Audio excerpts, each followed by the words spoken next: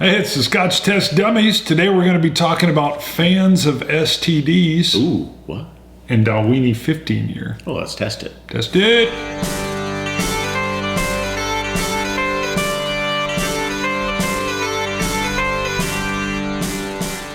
So Bruno, who loves STDs? Man, there's a few people out there that love STDs? love them. Seek it out. Mm-hmm. Seek out the STD. I think they're attention seekers.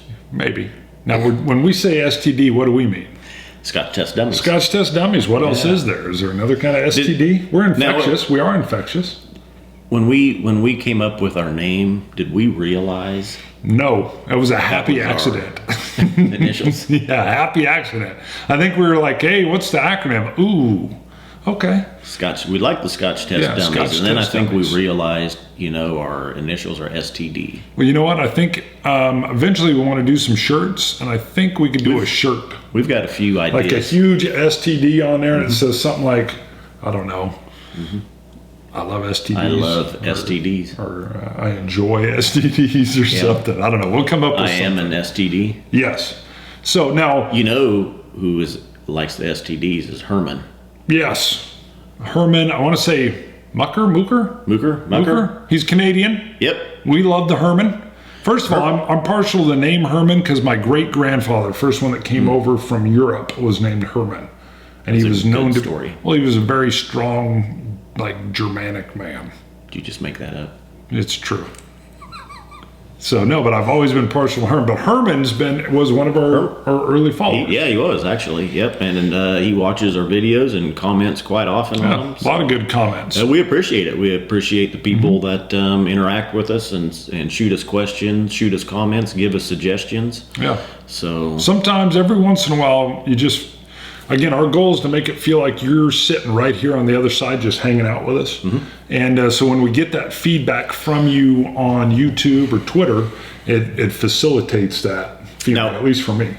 Actually, do you remember, was it Herman that kind of suggested we should do like a top 5 or kind of do a list of scotches? Well, he wanted that. He was also, I believe, pushing for malt marks early on. Mm-hmm. He's like, hey, come on, give it a malt mark. Yeah. And we were such dummies. We weren't sure we could malt mark it yet. And then we kind of figured out when we could. Mm-hmm. Yeah. So, So what we like to do is get that feedback and then work into what you guys want and what we're ready to do. Yep. Dalwhinnie. Now, first of all, I had Dalwhinnie when I was at the Board Game Geek Convention. Are you sure we're pronouncing that right? Dalwhinnie or Board Game Geek? Dalwhinnie. Well, maybe it's Gaelic and I'm not pronouncing it. Dalwhinnie? I don't know. It could be a silent W. Dalwhinnie. Dalwhinnie. Now we made him mad. I have to channel Sean Connery. Channel. Here's the Dalwhinnie. That's from Diageo, I can tell you that. I'm at the board game convention, which is the first time Enough of the board games. Shouldn't we talk about games while we talk about scotch? No. Those are my 2 favorite hobbies. They're both very social. Do I talk about what? My underwear every episode? That's your other hobby. That's true. He loves men's underwear. I told him, hey, it can't be on the show. We can't have that on there. Yeah. Hanes, when did they join with, when did Fruit of the Loom just leave the loom? Please tell us more about this games. Games are awesome. And when you combine scotch and games, it's even more awesomer. Go ahead and pour this out, brother. Highland single malt, 15 You did, year. yeah. Actually, though, you did. You brought this back from your tasting. I will tell you one thing that board game geekers have in common, at least a lot of them, is they do like the finer things in life. Board games are rather contemplative, and at least serious board gamers that I know, and so is whiskey. Now, again, we've got our notes, and just from the front of this, and this was the first Dalwhinnie that I had, and I was glad to start with a 15-year on it. But on the front it says, from the highest distillery in Scotland, set in the windswept Grampian Mountains, with their unlimited supply of fresh spring water, comes this delightfully gentle, delicately smoky malt. The nose neat is grassy sweet. It almost sounds like a poem. So a neat nose is grassy sweet. And it's 43%. Totally get it. Yep. Yeah, that grassiness is very prevalent on this one. It's probably one of the first scotches that we tasted where the grassiness jumped right out at me. And I had wondered what that grassiness note was, and it's there. Delicious, delicious. I get a toffee note. It feathers into a hint of like buttercream. Very, very smooth, light taste, light touch. And what do I got here? On the nose, I get a very light fruit, something like a pear, maybe lemon, a citrus, zesty type fruit. Again, the way it just settles out into that buttery toffee, and then I get, like at the very end, I get a little bit of almond. So just a little touch of that almond in there. Very smooth, very light. Neat with me, there's just a very slight alcohol burn with it. Not much. It's right on the borderline of being harsh. That's citrus sweetness. I got a malt and a nut as well, although I couldn't narrow it down to almond, hazelnut. I'm with you on that maltiness though. There's like an all-encompassing malted roundness to it, but it's very subtle.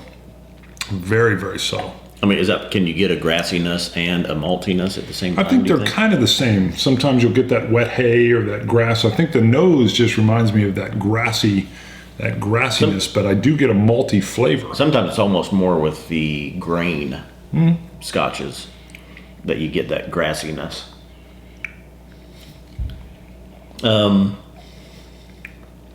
Now, with the touch of water, I definitely get like a citrus zest in the nose. Yeah. It really, the water didn't change it too much for me, other than bringing down some of that alcohol burn that was present to me. Neat. I'm definitely, the water doesn't shift it too much for me. I get that almondness still. That nice rounded maltness. I would say neat is where I actually got a little bit more of that toffee to cream move. But that finishing almond flavors right there as it trails out. Trails out quick. It does not have a real long aftertaste for me.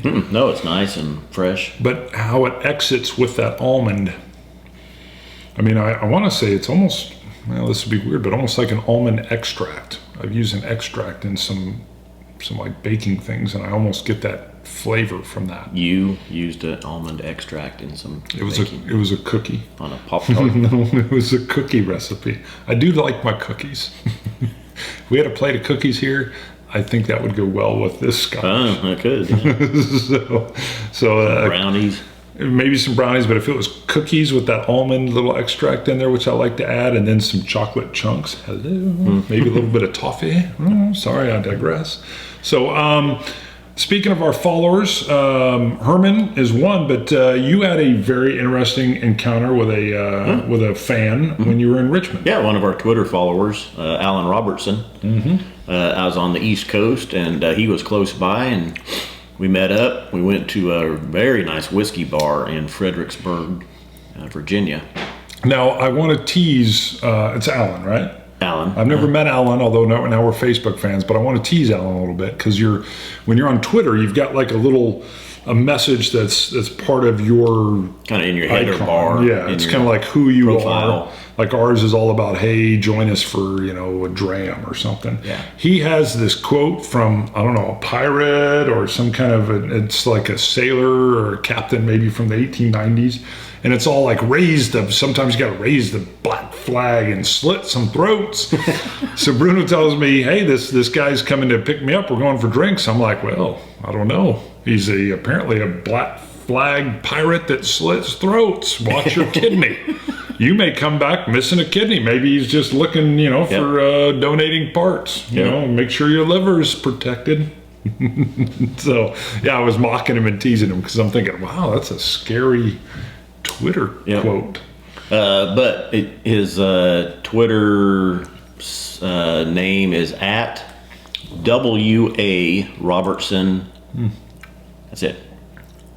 W.A. Robertson. It's like I was going to keep going, but I wanted to add like a .com on there, but there's no .com. I thought maybe someone raised the black flag and was doing some throat slitting. I think he, if I remember right, didn't you say he was Marine? Uh-huh. So he's a Marine. Yeah. That pretty much explains it all. Marine, hello. Yeah. So there you go, brother. I haven't met you yet, but you seem like a cool dude. Yep. So, and if you want a light, subtle, rounded, very nice Scotch, check out the Dalwhinnie. Delicious. Malt Mark? Yep.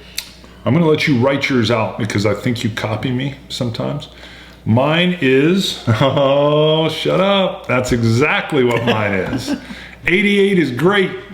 That's the year I graduated from high school.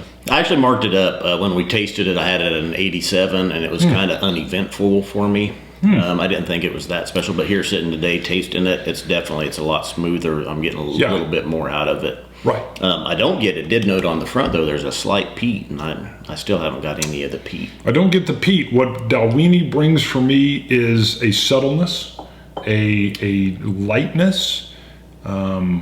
It's a gentle Scotch. If I had someone over and we were going to be doing maybe a 3-bottle tasting. A board game, something or other. Well, there would be board games in the mix sooner or later.